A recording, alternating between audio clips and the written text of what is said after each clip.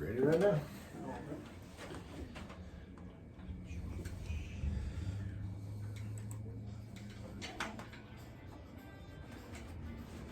Good morning. Welcome to Realtree Land Pro Fridays. I'm Robin McDaniel, and I'm here this morning with my co-host Bruce Gray, and we are excited to have a young entrepreneur with us this morning. Welcome, Casey Bass. Well, thank you. I appreciate the opportunity to be here. We're excited to hear what you're going to tell us about. And Yeah. we're going to let you start off. Can you start off with? All right. Well, I was just gonna start this morning with telling people about a little bit of how hunting with dogs began. We're talking about bird hunting today with the duck season coming up, and we're just gonna give you a little bit of history about how it all started. So hunting dogs originated a long time ago, and the particular kind of dogs that I raise are German Shorthaired Pointers. They're pointing dogs, so they're upland bird hunters, and they are great dogs for retrieving your birds as well as just simply pointing them out to you. And they originated in Germany at about 200 years ago, 2 centuries ago. And but we've had bird hunters and blood trackers and all different kinds of dogs for about 500 years. And most of them originated in Europe, but hunting dogs have been used all over the world for many centuries. Yeah, that's interesting. It is. So what, in terms of like, I know for those of us who live here in Southwest Mississippi, what are some of the ways that dogs can be used in hunting here? So around here, of course, we have a lot of waterfowl hunters. We have those duck hunters, geese hunters, and they're great waterfowl retrievers as long as you treat them properly around the water. And then, of course, we also have a great population of bobwhite quail that is making a comeback here in Southwest Mississippi. And that's what they were bred to do, and that's what we in the states here have been using them for many years is upland bird hunt, which is quail, pheasant, stuff like that.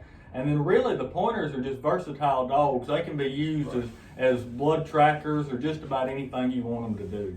Other than, of course, hog hunting or rough hunting dogs like that. So Right. So what are some of the advantages of I know there are people out there listening who may be, thinking about getting a dog, and they're like, well, I don't know if I really need that, or, what are some of the advantages of having a dog? So of course you have the obvious advantages there where, say you shot a bird down and you just need to go get it, but it's in the briars out there about 30 feet away from you. That's a great spot for a bird dog to come in. That way they go and do all the hard work for you, and you just get to enjoy your hunt. And if you can't find the birds, if you have a bird dog trained for that's a great spot for them too. They can go and find the birds for you. Right. And then, of course, if you lose your blood trail after you shot a deer, another great spot for a dog. Dogs are just really great companion animals for you as a hunter. They can be very important in many different sports, many different areas of hunting. They make your hunting easier. They do. They can make it a lot easier. Like I say, you just get to enjoy the hunt instead of having to do a lot of the hard work. Absolutely.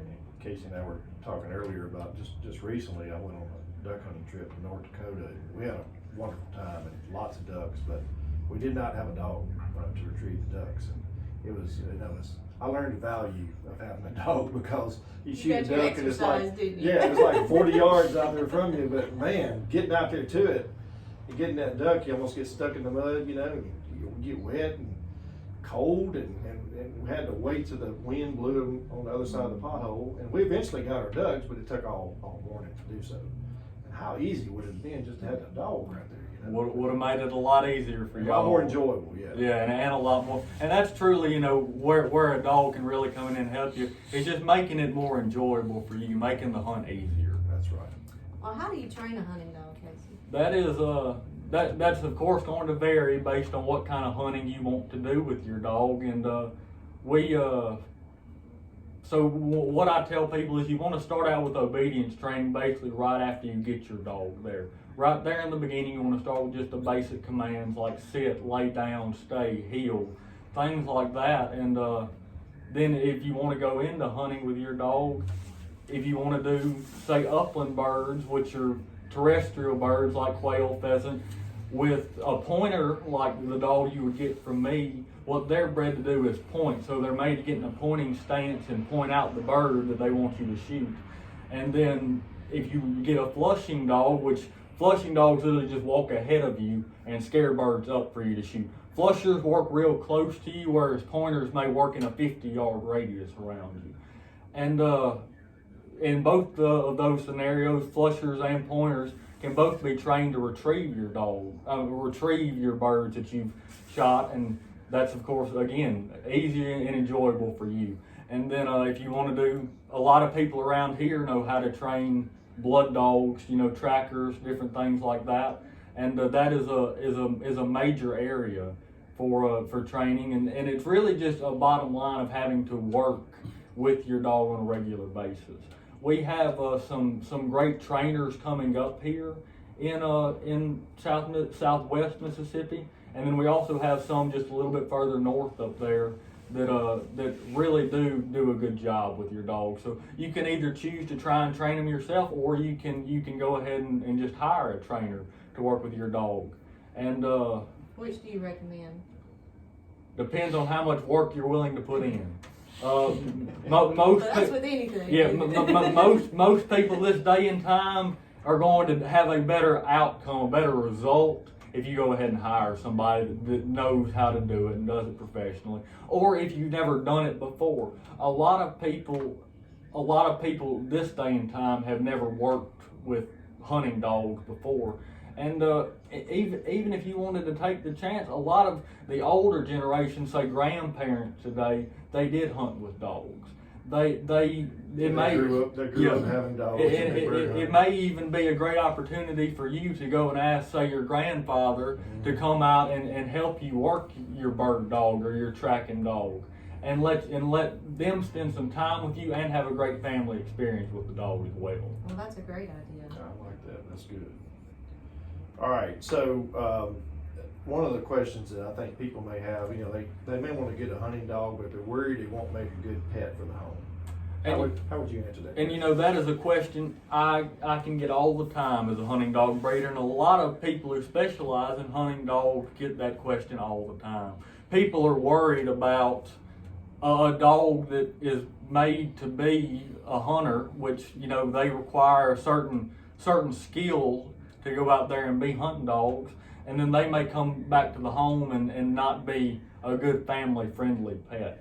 But in reality, a lot of the time I see the complete opposite of that.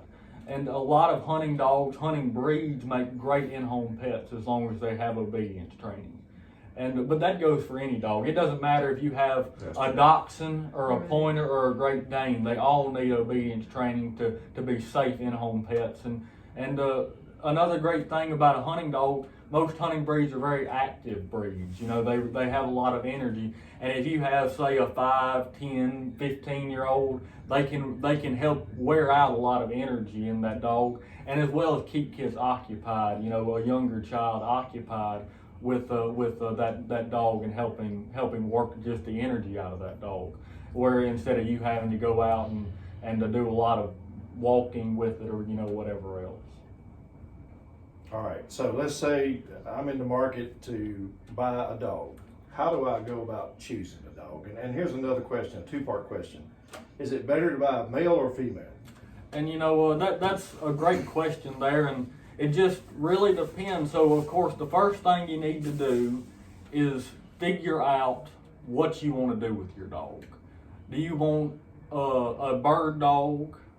Of course, talking about upland birds, or do you want a waterfowl retriever? Do you want a blood tracker? It really just depends. And you have a lot of nicer, dogs that are specifically bred for one purpose or another.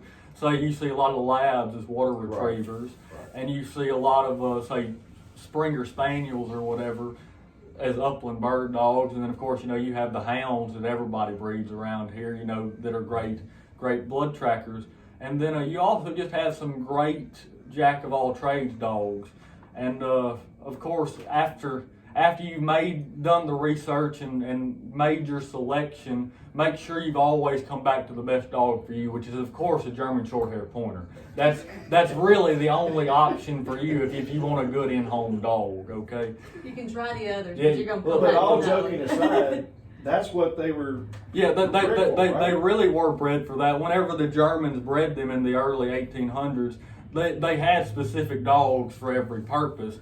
And as a lot of the middle class, if you will, wanted to come into working with hunting dogs, they wanted a dog that they could do everything. They could hunt the furs, the feathered, whatever. They wanted a dog that could do everything.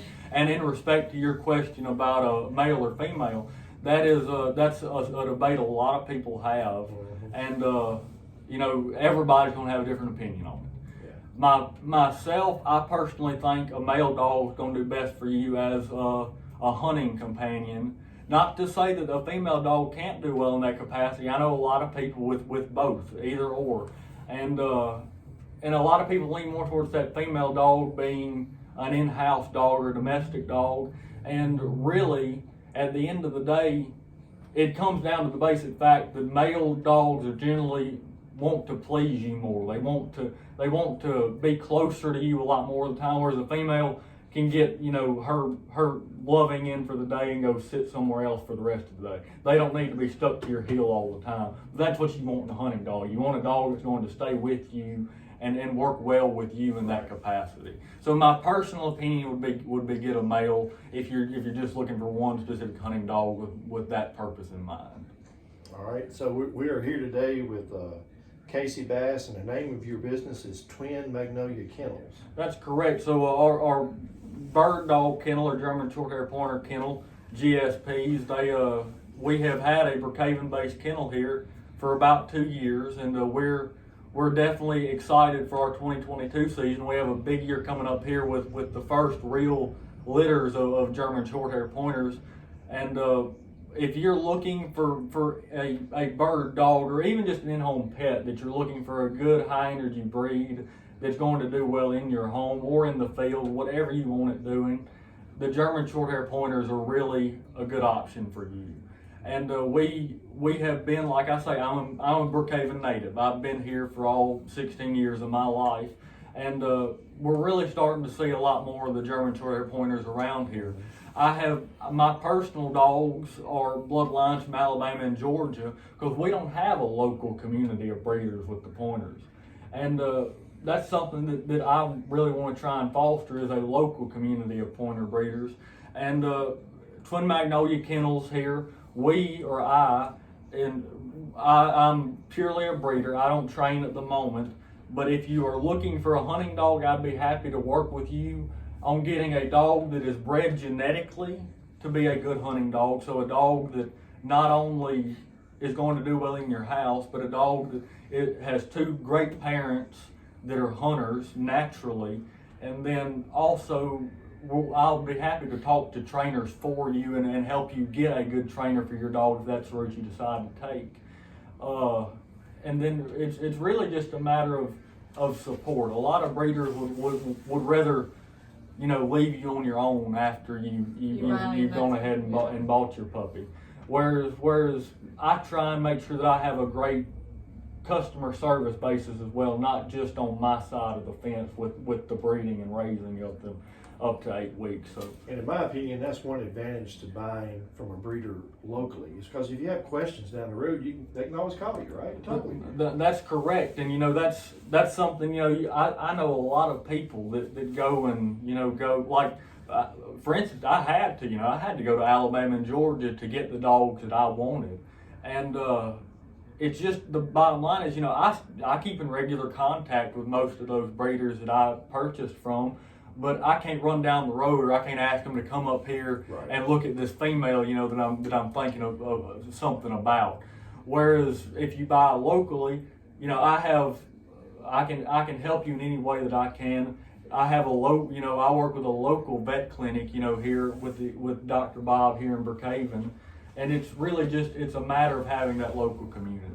So when will your first litter be available? Hopefully we'll have our first 2 litters in about February of the 2022 season.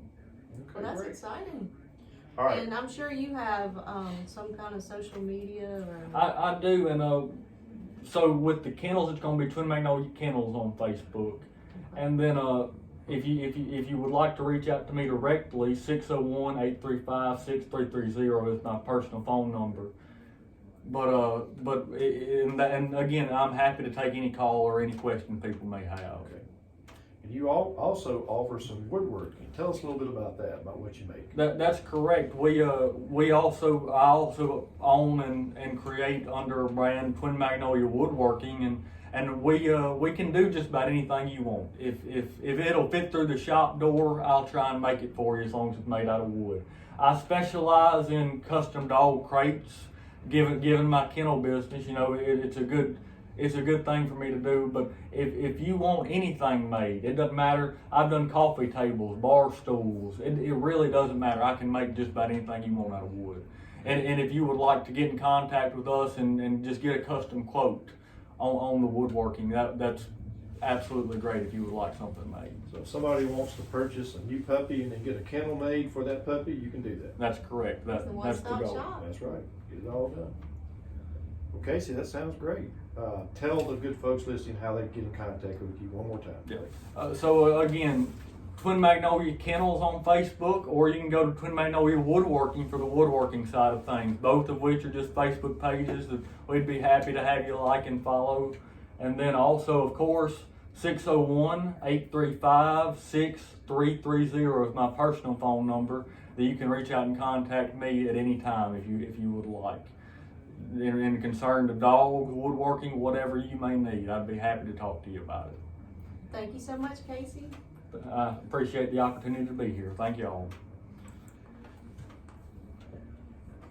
I assume y'all are done. Everybody got quiet.